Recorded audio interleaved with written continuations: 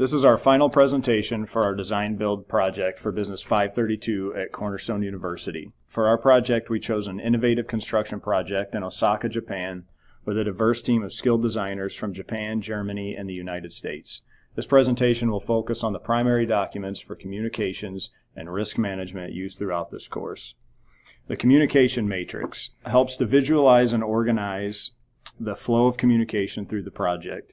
It helps to determine the most efficient and effective way to communicate key project data. It also identifies specific deliverables for each communication type, which can help keep meetings focused on a specific outcome.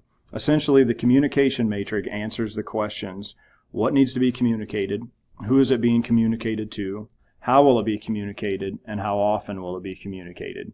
We identified several different communication types for our project, and many of them are applicable to different project types. For the sake of time and for this presentation, I'll focus on some of the key communication types specific to our project. Again, as a group, we determined that it was important to identify some specific communication types for our given project. As our project is an international design build, we determined that some of those types should center around project kickoff, risk review, technical design, pre-construction and construction, plan and submittal review, and our project stakeholders. Building on some of those key project-specific communication types, we wanted to determine specific objectives for each.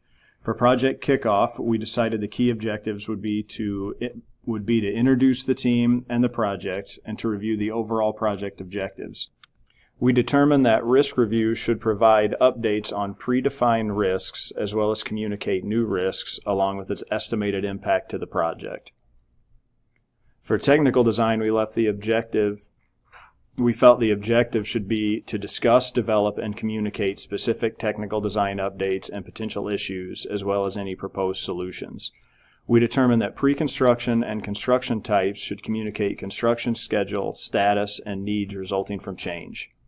For plan and submittal review, we felt objectives should focus on a review of construction docs and submittals for approval, and we felt objectives for stakeholders should communicate status and other key project data, as well as responding to any stakeholder needs. Here's a quick overview of the medium, frequency, and intended audience of those specific communication types. Again, these answer the questions of how often, and for who. For project kickoff, we decided on one-time in-person meetings that will include the project team along with stakeholders and sponsors. Risk review will consist of monthly in-person and virtual meetings with the project team and stakeholders. Technical design will include weekly and as-needed in-person and virtual meetings, as well as regular email collaboration with the design and technical teams and the project team. We decided that pre-construction and construction meetings will be held as needed and will consist of in-person meetings and conference calls, as well as regular email collaboration between the construction manager and project and design teams. Plan and submittal review will be as needed in-person and virtual meetings and will also include regular email collaboration with the construction manager, project and design teams, and project stakeholders. Stakeholder communication will be as needed in-person meetings and email collaboration between the project manager and the project stakeholders. For a brief overview of deliverables for each communication type, we determined that the kickoff meeting will produce a project overview, agenda, and next step objectives. Risk review will deliver the status of predetermined risk along with any new risks and their response measures. Technical design meetings will produce updated designs and any action items for the next meeting. Pre-construction and construction meetings will deliver construction schedule and construction updates along with progress reports and any change items. Plan and submittal review meetings will deliver approved construction docs and will also address change items.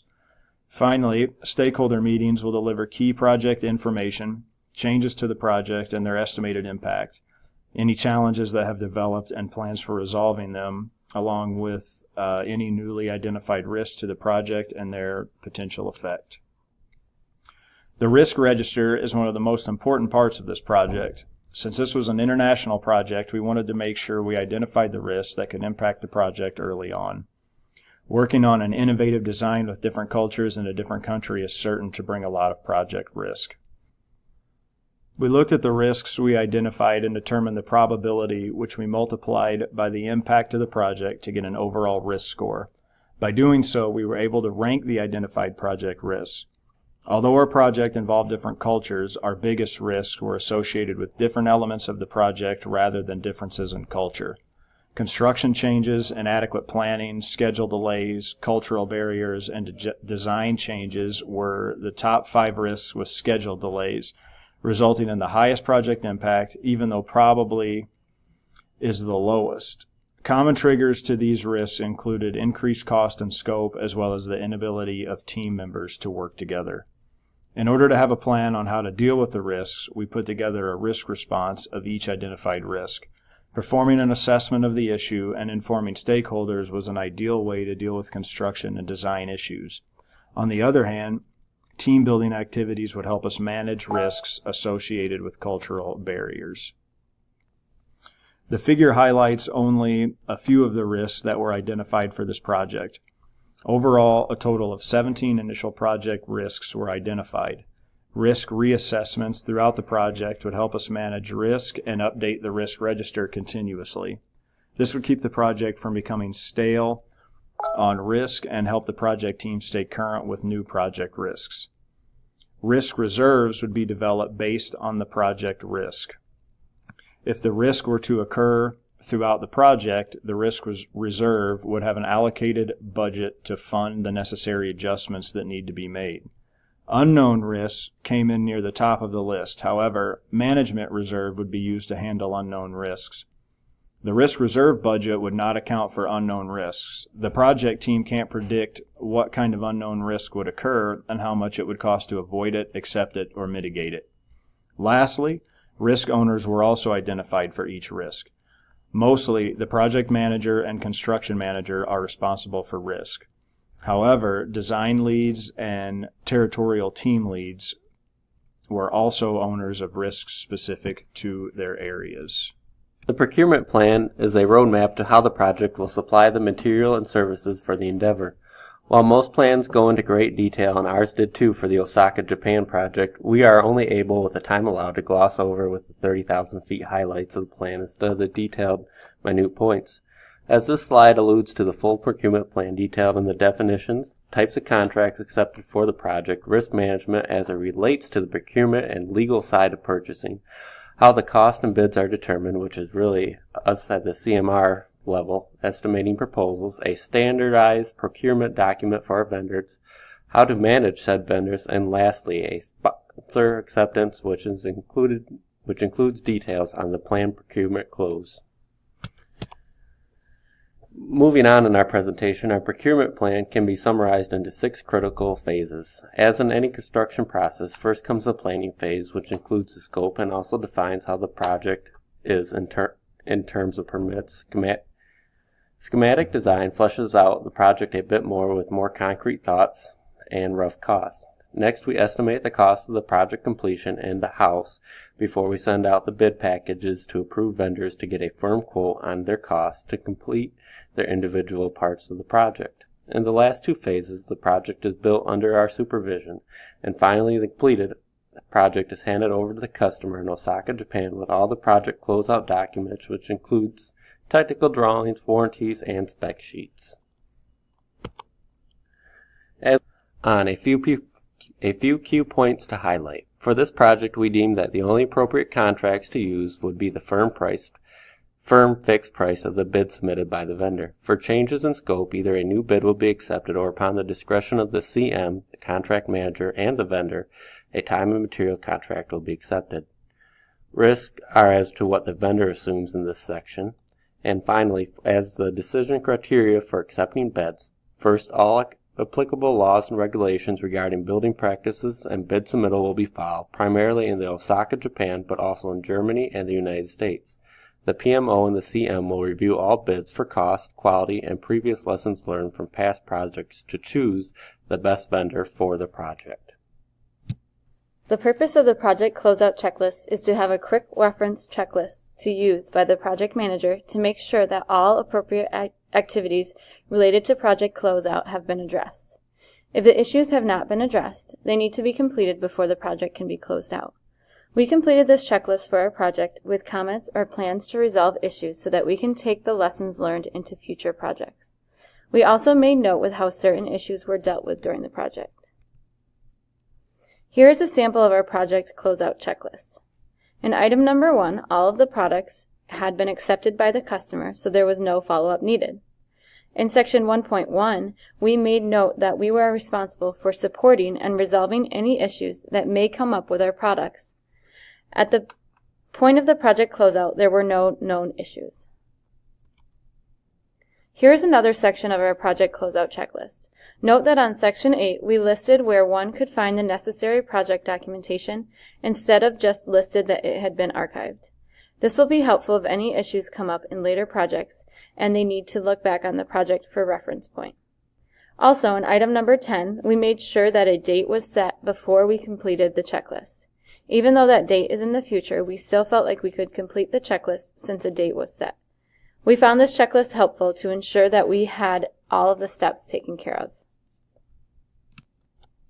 Next, we are looking at culture characteristics and risks. Being aware of culture characteristics help project members see the different cultures of each country involved on the project. We also look to address the possible cultural risks and documented specific actions team members could take. The countries we are looking at are the United States, Germany, and Japan. First, we're going to look at the United States. The first characteristic that we're going to look at is communication and behavior. Americans use a lot of slang and shortcut words in business. Those include game plan, ballpark figure, and touch base. Phrases like these might be confusing.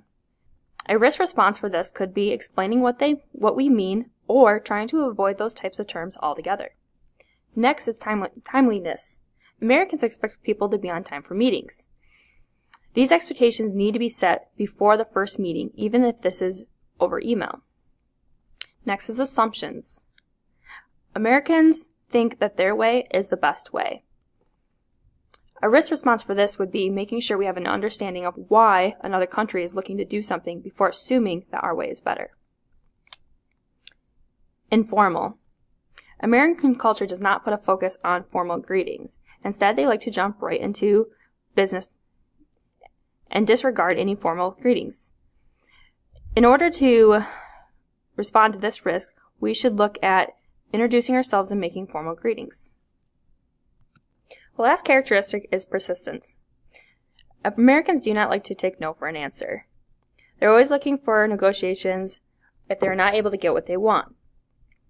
A response for this would be encouraging our team to value other culture, opinions, and ideas. Moving on to Germany. Germans are very focused on organization. This is a big part of their culture. It might be difficult for German team members to see the big picture instead of getting caught up on the more minor details. One way to respond to this was making sure meetings are planned well in advance, allowing the necessary planning time and prep for work to take place.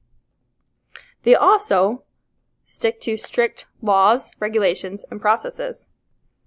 German team members work along other members do not share the respect for such standards may make it difficult in a project. Policies, procedures, rules, and regulations should be addressed early on in the project to make sure that the process goes smoothly throughout the project. Next is having a differentiation between work and personal lives. Germans like to make a clear separation between their personal life and their work life. For this, social gatherings outside of work should be kept social and not seen as a time to discuss work-related topics. Next, we're going to talk about body language. German culture takes it very seriously. A firm handshake, eye contact, and addressing individuals by their qualifications is key. To make sure that goes smoothly, the roles and responsibilities of each team member should be established early on. Next, we're going to look at Japan. The Japanese culture is very relationship-oriented where trust is essential. In order to keep this strong, team-building activities will help build those relationships among team members. Business culture in Japan indicates that dedication is key. Staff assignments will be developed to provide a plan for all team members. Meeting etiquette and seating position. If team members are not aware of this etiquette, bad impressions and tension could develop. The same goes for seating positions during meetings. To ensure this risk is eliminated, proper etiquette will be discussed with all team members to ensure that greetings is welcomed appropriately and seating charts are developed.